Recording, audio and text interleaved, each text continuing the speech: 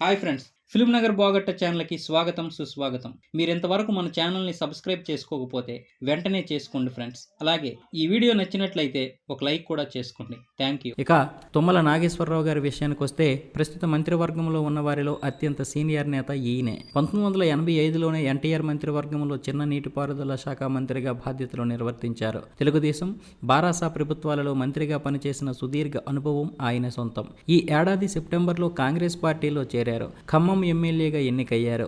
1953 November 15న Gandugulapalli, Dammapeta మండలం, భద్రాద్రి కొత్తగూడెంలో లక్ష్మయ్య, మాణిక్యమ్మ దంపతులకు జన్మించారు తుమ్మల నాగేశ్వరరావు గారు. వీరి కుటుంబం విషయానికి వస్తే సతీమణి భ్రమరాంబ, కుమారుడు యుగంధర్, కుమార్తెలు మోహిని, చంద్రిక. ఇక నాగేశ్వరరావు గారి రాజకీయ జీవితం విషయానికి వస్తే 1978లో ఎన్టీఆర్ పిలుపుతో రాజకీయాల్లోకి ప్రవేశించారు. 1983లో సత్తుపల్లి తెదేపా అభ్యర్థిగా వాటింపాలయ్యారు.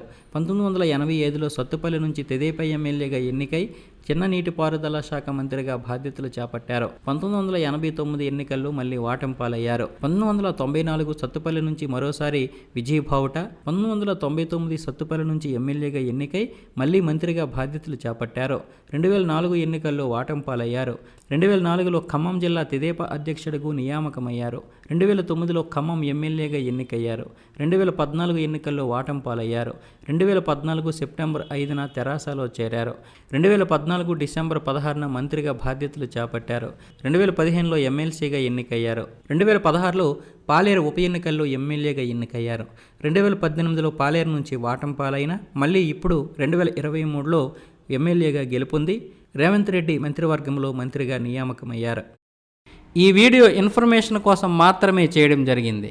ఇందులో ఎటువంటి పెడార్థాలు తీయకండి. ఈ వీడియో కనుక మీకు నచ్చితే లైక్ చేయండి, షేర్ చేయండి, కామెంట్ చేయండి. సబ్స్క్రైబ్ చేసుకోవడం మాత్రం మర్చిపోకండి. జై జవాన్, జై కిసాన్, జై భారత్, జై హింద్, వందే మాతరం.